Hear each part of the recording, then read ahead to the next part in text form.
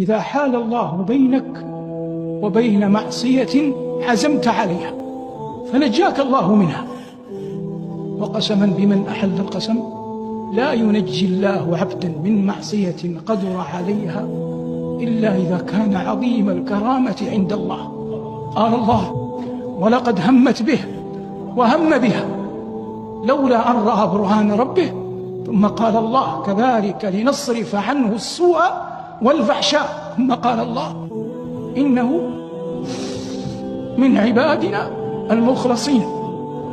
هذه منازل يؤتيها الله من يشاء من عباده، وكن على يقين أن الله كلما عصمك من معصية ثم أحسنت شكره عليها إلا وسيعصمك عما هو أعظم منها، حتى يهيئك لأن تدخل جنته وقد طهرت وطبت جسدا وروحا.